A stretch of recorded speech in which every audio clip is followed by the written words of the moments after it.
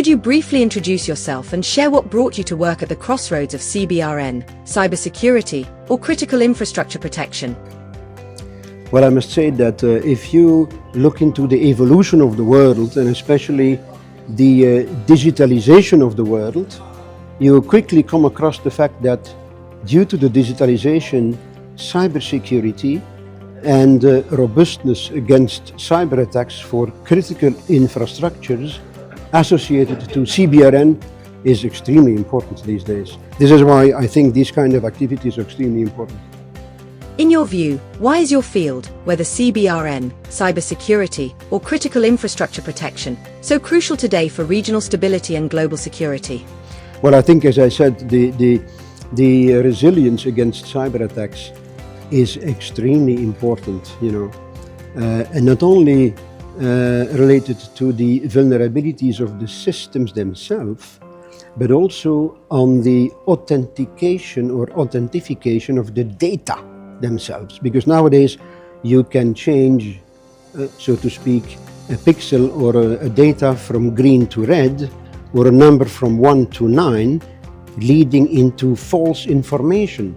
Now this information, that's where the decisions making make actions. And this is very important because you can change the path of the decision making process, leading into catastrophic events.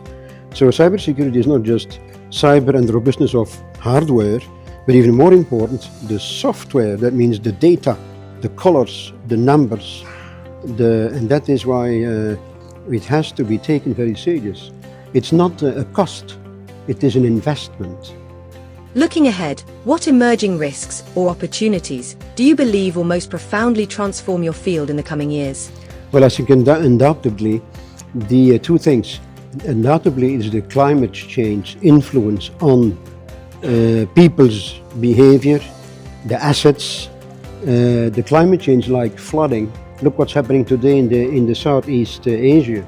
1,200 people died on flooding in Malaysia and in the regions of the islands over there. Secondly, due to the extreme changes in weather, not so much in frequency, but in extreme weather conditions, you see the burning, the forest, the deforestation issues. So new technologies like space and non-space, but on top the cyber resilience of those information are extremely important. So we have to take much serious for the benefit of mankind these new developments and implement them in our day-to-day operation and life. How do initiatives like the EU CBRN Centre of Excellence Project 101 help strengthen cooperation and capabilities in your field? Oh, undoubtedly. The most important thing in our field like today, these projects funded by the Commission, is the awareness, is the training of the people, each at its level of knowledge, from the young engineer, the technician, to the boss engineering, so to speak, up to, and most important, the minister or the chief scientist, And so our work is to give our European expertise, translating into the level of their competence for the local people, so that they themselves can run the tools, the early warning systems, learning about what we developed in 10, 20 years, for them not to repeat the thing and learn in just a few years the advancement of the tools for them.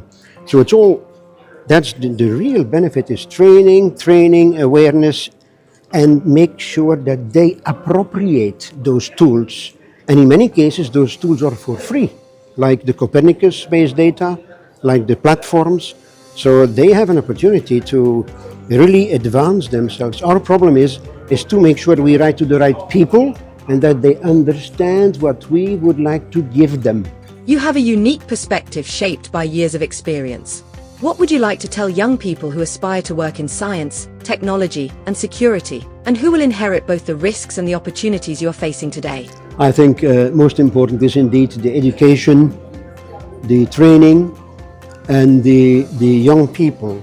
So my recommendation would then for the young people to, first of all, stay curious, learn, and make yourself comfortable in the field of new technologies. Don't be afraid of asking questions.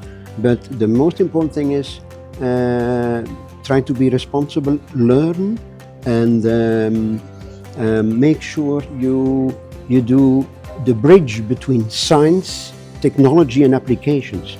And then you will have a fruitful career motivated by your bottom-up developments with the top-down needs from the governments. And then finally, try to learn from the whole world expertise, not just from your local country. Go to conferences, training, stay curious and talk to the experts in the world in your field.